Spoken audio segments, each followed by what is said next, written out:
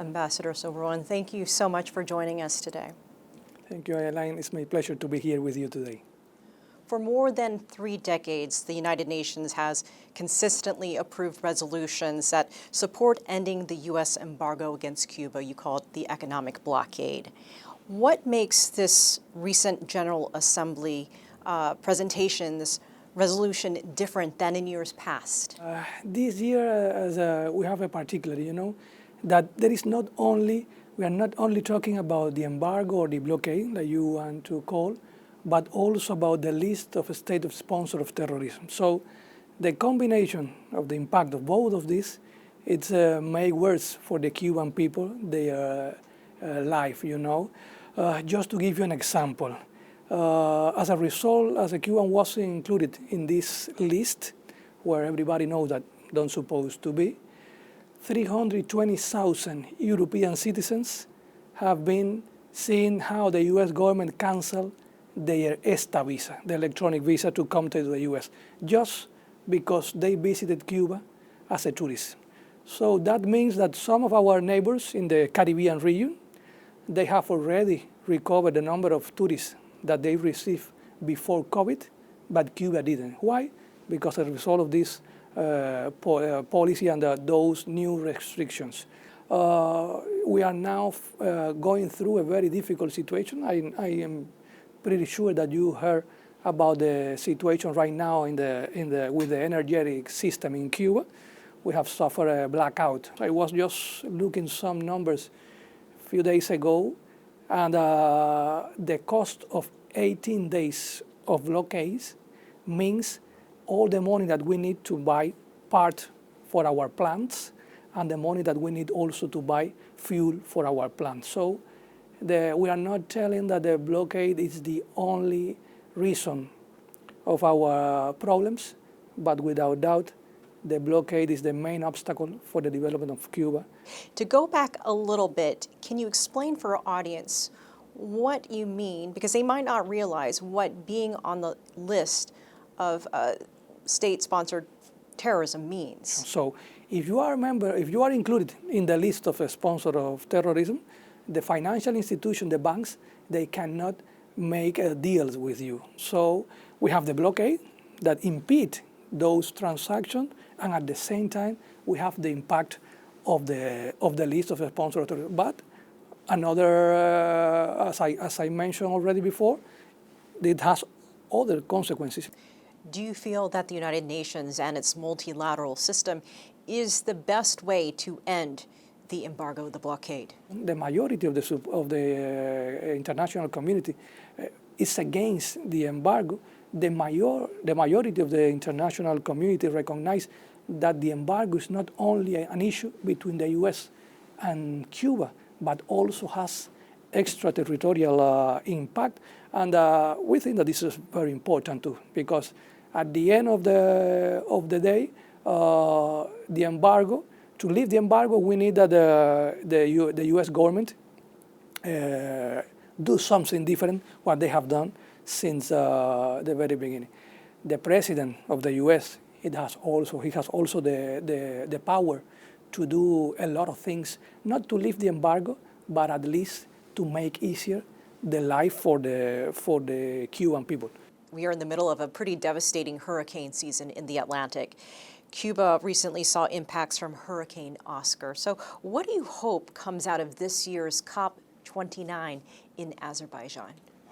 We have been talking a lot about the necessity to finance the climate change, and not to compete or to use the same financiation in terms of development and in terms of climate change. We need some amount of financial just for climate change, and some from the right to development.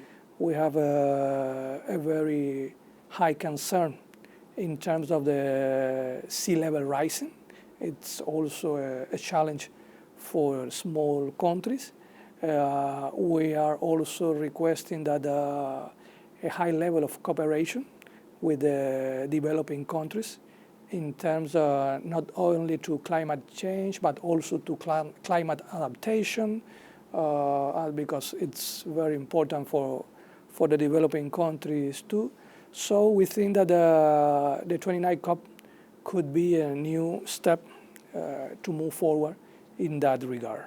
Your foreign minister during UNGA high-level week in September was pretty dire when it came to the Sustainable Development Goals. He said the aspiration for achieving them has all but vanished. I would like to ask you where you think Cuba might be making some progress on achieving its Sustainable Development Goals.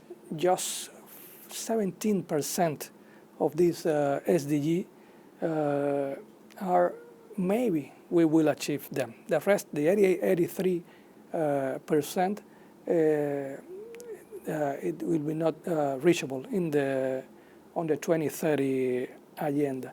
So that, and we think that it is very important to try to push this and to try to use as much as we can the political will to try to reach the SDG goals. You know, Cuba has been working very hard on the G77 and China group, on the non-alignment movement also, in order to try to establish some different kind of cooperation with developing countries and try to help as much as possible in terms of the health situation in different countries, education, climate change, and other issues that are covered by the SDG.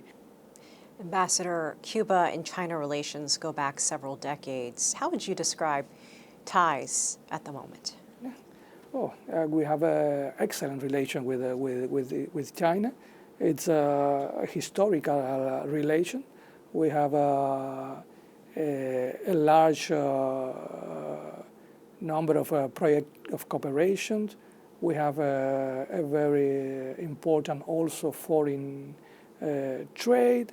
We have also similar views in terms of how we can face some of the challenge that we face. We have also a lot of Cuban students in China, a lot of Chinese students in Cuba, and I think that we are like, you know, a big and small brothers. You know, we are also looking to help each other. We have some joint venture projects also in Cuba, but also in China. So we are not this. We are not a bigger economy. We are not a big country in terms of population, but we think that we have a lot of opportunities in terms of help each other. Here in the UN, we have a very fluid communication, a high level of coordination in terms of international policy. We agree on a lot of international issues, and we support each other. Ambassador Ernesto Soberon, thank you so much for joining us. You're most welcome, and thank you for having me here today and give me the opportunity to talk about these different issues. Thank you very much.